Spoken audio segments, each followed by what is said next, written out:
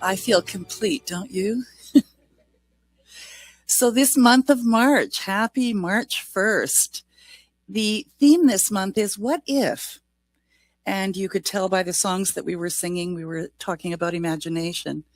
And in Unity, we believe that imagination is one of our divine faculties, something that has been given to us by divine right, and that it's more than just imagining things. It has a power behind it.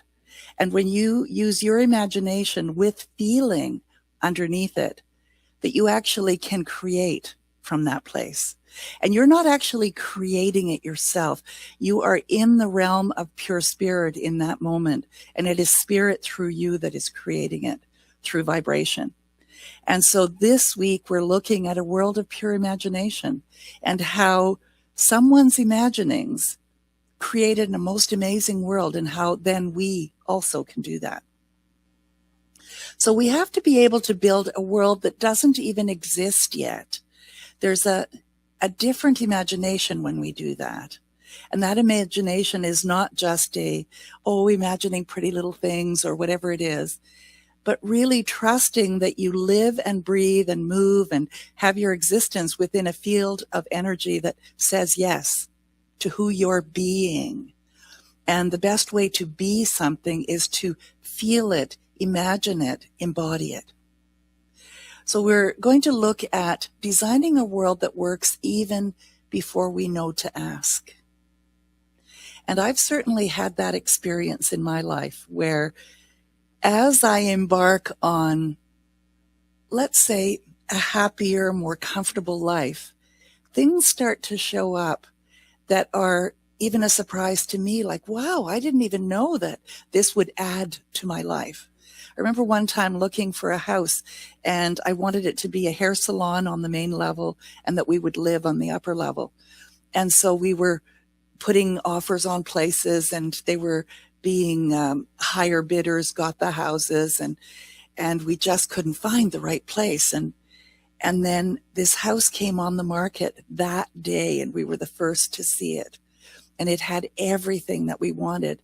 Plus it had, and I'm a Finnish person, so this is important, a sauna in the basement with a great big shower room. And so it was, even before I asked, it was more perfect than I could have imagined. So that's what we're going to look at. So our imagination, this idea of an unknown future that can be good depending on how you are painting it. And now what? How do we do that? So I don't know if you've heard of this place. There's a place in the Netherlands called De Hogewijk, and it's a village built for people with advanced dementia. Now, here's what's radical about it. They didn't build a hospital for these dementia patients. They built a town square and a grocery store and a cafe and little homes styled to match the life each person once lived. The residents who might otherwise be restrained are free to walk around. They can go shopping because there's no money exchanged. And they can sit in the square. And the designers asked the bold question, what if we create the world so their needs are met before frustration ever arises? And so this was the first time something like this was ever done. And where did it come from? Not solving a problem, though it did, but what can we create that answers everything beyond expectation? So they didn't fix the people because they still had Alzheimer's, but they redesigned the environment, and that's spiritual imagination. So if human beings can imagine a village where dignity is built into the sidewalks, what might be possible if we imagined our lives that way? Because imagination is not fantasy. It can be, but it isn't fantasy as we know it. It can be a blueprint. So if you're imagining your life right now and you just cannot imagine what is coming, then start to think about what you love to do, who you like to be surrounded by, what you want to feel like every day. And then know that your powerful imagination starts to attract to you something that creates and begins to create that life for you. So this community in Denmark or in the Netherlands asked a different question. What if we designed the world so their needs were met before they experienced frustration? Gosh, I hope that if that ever happened to me, and I know people who it's happened to, wouldn't it be wonderful to know that they can be in total bliss and ignorance of the fact that they don't have their memory anymore and experience all kinds of wonderful things? So how do you vision an unknown future at any stage of life? That's the question. And I gave you a bit of a hint there. What do you love? Not people, but activities and experiences, the feeling nature of things, how it smells, how it looks, how it feels. Because as you get clear on that, then that's what you start to draw to you. So this is where most people get stuck, in what they know, the past and other experiences.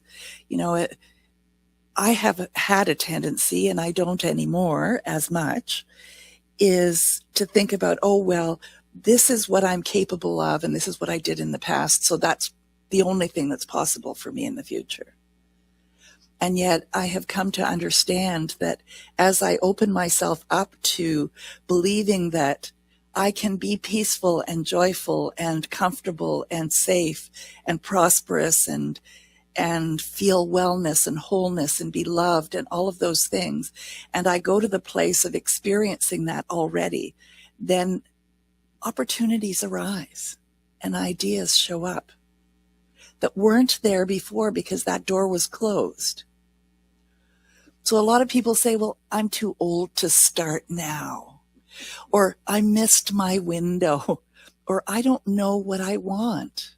Yes, you do. You do, because if I say, well, you want that, you're going to either agree with me or not, which means you do know what you want. Like, you want a red car.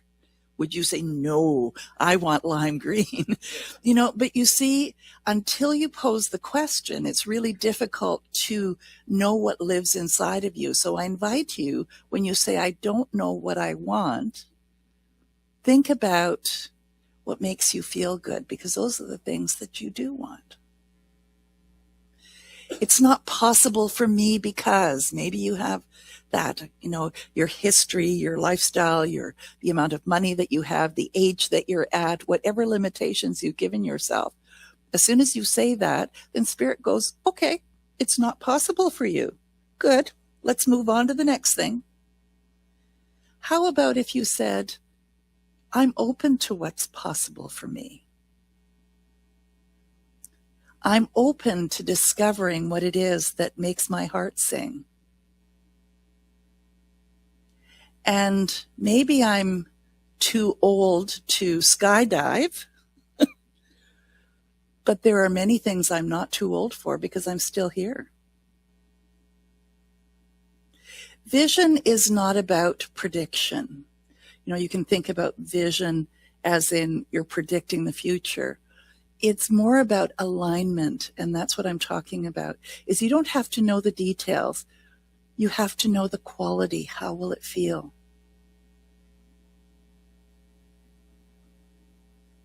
So ask instead, what would feel like expansion? So think of a current situation that you have where it feels restricted. What would feel like expansion? What kind of environment supports my becoming? And as you're clear on that environment, then opportunities for that environment show up. What values do I want built into my next chapter? Safety, comfort, integrity. What might they be? I am enough is a value. I am safe is a value. I'm worthy of joy. I'm connected. If you would have asked me when I was 30 how much I would laugh and find things funny and just feel joy, I would have said 10% of the time maybe. Because I grew up in a Finnish household and everything was very serious. Work first. And if you're having too much fun, you mustn't be doing the work kind of thing. And so when I started to have more levity in my life, then I ended up meeting a husband who laughed a lot. So I started being lighter, happier. Then I attracted someone who laughs. Even in disaster, he laughs. And I find now that I'm in a very different place. I laugh more easily, not at some jokes. I'm telling you, like some things are not funny to me that other people find funny. But I'm in a place that is lighter because I set that intention initially. So you can too. So here's some real stories of vision becoming physical. Julia Child, for instance, didn't even attend culinary school until she was 36. In her time, 36 was old already, and published her first cookbook at 49. That was like ancient back then, and became a television icon in her 50s. She didn't vision fame. She followed something that fascinated her. Is there something that fascinates you that perhaps if you follow it, you're going to have more fun every day? Grandma Moses. Now, maybe you're not familiar with her, but I invite you to Google her and take a look at what she's done. She started painting when she was 70, when arthritis prevented embroidery, because she used to do embroidery. And her work now hangs in major museums. She didn't plan this career arc. She responded to what her body allowed and imagination suggested. You've seen some of my paintings. There's 2 here on the walls. I spent almost 6 months not really being able to get out of a chair because of the healing from a surgery. What could I do? I could draw and paint. So that's what I did every day. So what can you do, even though you feel like you're limited? And it's just in asking the question that the ideas start to come up. So these are some of Grandma Moses's paintings, and they're large apparently. Colonel Sanders.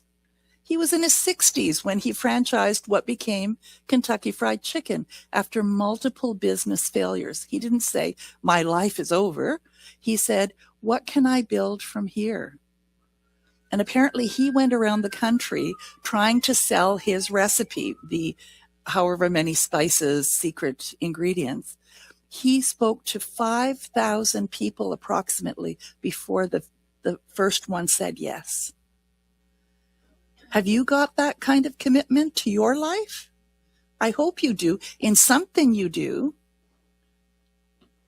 Vision doesn't require youth or talent. It requires willingness. And spiritually speaking, infinite intelligence is ageless. And you are infinite intelligence in form. So possibility is also ageless. And your possibility is ageless, timeless, and possible. So let's make a distinction between this visioning versus visualization, because you hear both of those words. People often use those words interchangeably, and they're related, but they're not the same. Visualization says, I see exactly what I want, and I'm going to picture it happening. A new job, a specific house, a particular outcome. It's detailed, directed, sometimes very specific, and there's nothing wrong with that. But like I said to someone last week who said, well, I want to have a lime green car. Is that too restrictive for spirit? Well, that's visualization. And yes, it might be that you have to wait a little longer to get that lime green car. Another one that maybe is even better for you may have shown up several times, but you've ignored it because you wanted the lime green car. There's nothing wrong with that. And she actually did send me a picture of one on sale, a lime green car. And they had just taken $1,000 off. So I don't know if she got it or not. But visioning is different. Visioning says, I open myself to what life wants to become through me. What does life want to become through you? There is something in you that is desiring something more. It's maybe you've said, oh no, I'm too old, or why would I start that now? Or that just seems ridiculous. Or if I told my friends, they'd tell me I'm crazy. But it's calling you. It might be a little whisper that says, here, kitty, kitty. Visualization comes from the mind, and visioning comes from alignment with the greater part of who you are. So visualization is your limited thinking and putting yourself in a box and thinking this is all that is possible for me. And visioning is, Spirit says, there is so much more. Are you ready to receive it? Visualization asks, how do I get what I want? And visioning asks, what is seeking to emerge? Or even better, visioning is saying, are you ready? Because I've got some ideas for you. So how do you open beyond your current beliefs? How do you do that? It's a trick question. One thought at a time. And the first one being, I open to something greater than what I am experiencing right now. So first you loosen identity, attachment. Identity to age, to past experiences, to where you live, to the amount of money that you have. Whatever identity you have given yourself, just put it to the side, because Spirit doesn't care. Just like the sun shines on everybody, whether they're a murderer or a baby and everything in between. Spirit's the same way. Spirit says yes to you individually, just as you are. So instead of asking, what have I always done? Ask, what qualities are alive in me now? And I know when I was creating art, there was nothing in my mind that said, I can't do this. It was as though it was the right and perfect time for me to play and to experience. So just like that, a simple idea can show up for you, whatever that is, but it'll be perfect just for you. So second, cultivate curiosity over certainty. Just because you think you know, maybe you could say, I wonder if there's more to know. Curiosity widens the container. Certainty often shrinks it. If you say, well, I know this is just the way it's going to be because it was always that way, then that's the reality you're going to get. But if you say, that used to be, but I now choose to be open to something different, and allow it to start to unfold. So the third, and this is the key, practice expectancy without attachment. Hold the bowl open. So take your hands just out like this for a moment. Imagine you're holding a bowl, however big that bowl might be. And then don't dictate what must fill it. Allow it to be filled. And know that it'll be filled to the brim of whatever you're holding. Now, do this. Expand it. There is just so much more that it can fill. And maybe you can even imagine in your mind this room. Fill this room with all that is good for me. This posture allows ideas beyond conditioning to enter. It opens up to possibility because infinite intelligence is not limited to your resume or your past. Julia Child did not set out to become a television icon. If she had visualized from history, she would have improved her old path. And I'm not sure what that was. Instead, she followed vision, the aliveness. She entered culinary school in her mid-30s, published her first cookbook at 49, and television followed in her 50s. She felt aligned with what felt expansive. That's visioning. Visualization might have said, I see myself as a successful government official, and maybe that's what she did before. Visioning whispered, there is something here you have never done before. And she said yes. So are you willing to open beyond your current beliefs? First, you loosen your identity. Instead of asking, what have I always done? Ask, what feels alive now? What's stirring in you? And maybe you've limited it with what you've known in the past or what you think you know right now. Second, cultivate your curiosity, because certainty protects the past. Curiosity opens the future. Third, practice expectancy without dictating the form. That was what I was saying to that lady about the lime green car, but she was really attached to a lime green car. I know you're watching. And that's okay. But it may not come as quickly as you would like. So this widens the container when you don't limit it to a particular color or a size or even a time. Limit it only to how you choose to feel. So, I was thinking about her and her car and thinking, well, how would I feel if I had the car of my dreams, whatever that might be? Well, I'd smile when I saw it in the parking lot. I'd get in it and think, oh, this just feels so good. And as I'm driving, I think, I am just so glad to know that I can get from here to there and the gas is cheap and whatever it is. And I'd imagine all of that. And then it starts to show up.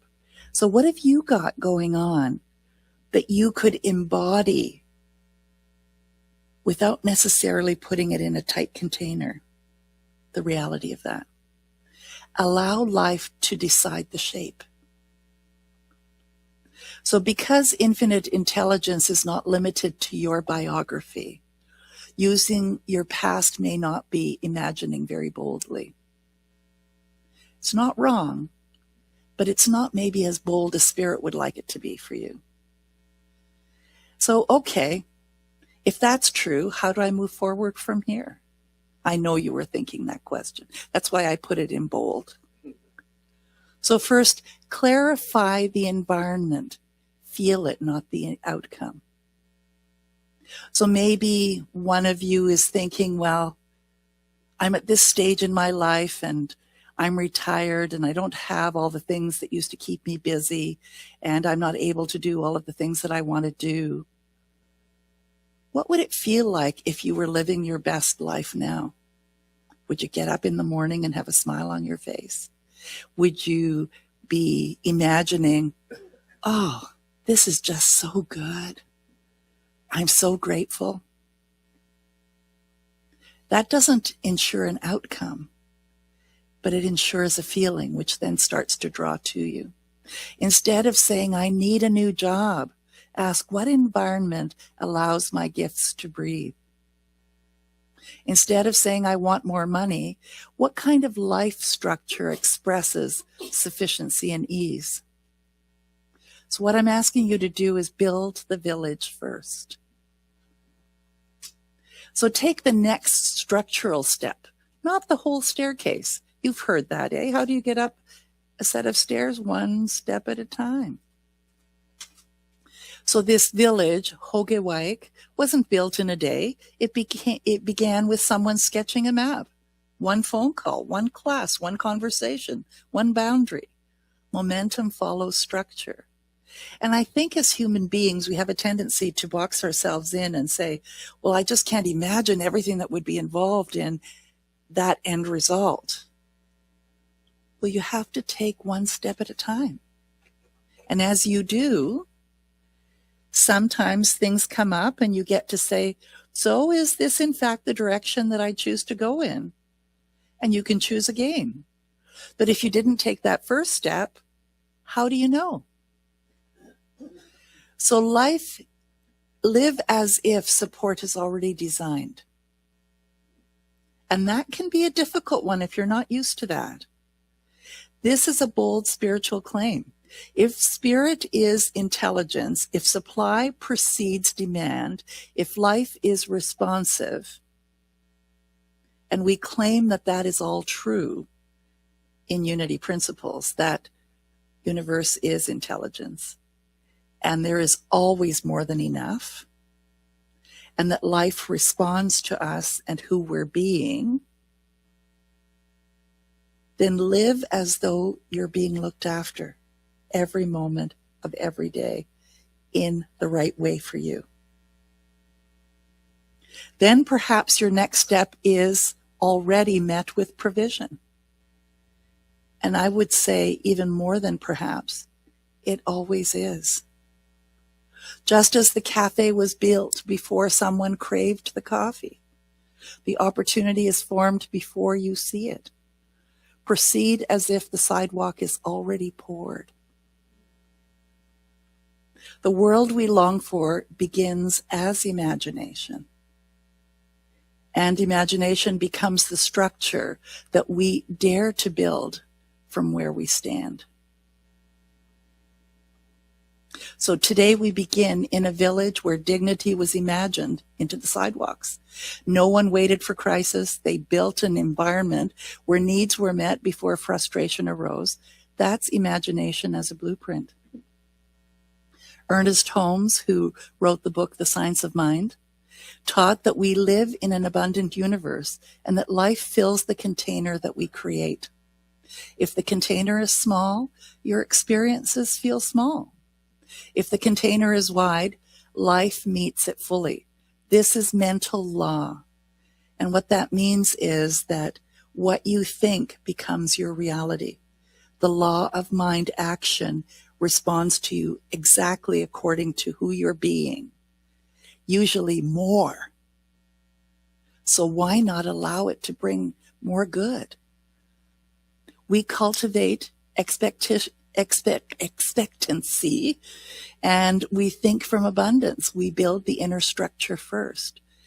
So how can you cultivate expectancy?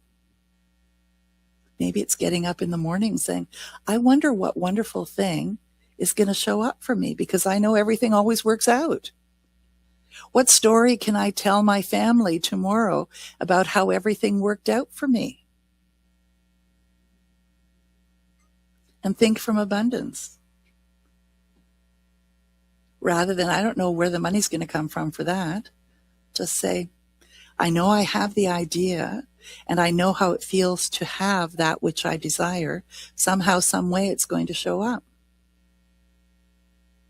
And it does. So we build the inner structure first. The village was built before the walking began. So your next chapter forms in the same way. Expand your container. Where have you been limiting yourself? Enlarge your expectations. Take one step. This universe responds to what you dare to build. So close your eyes for a moment and hold your hands in front of you like you're holding that bowl. And I know you already know that you can expand it, but just imagine. This is the container that you've been living from. And now slowly, with your eyes continuing to be closed, widen your hands, expand it, and know that as you do, life fills this.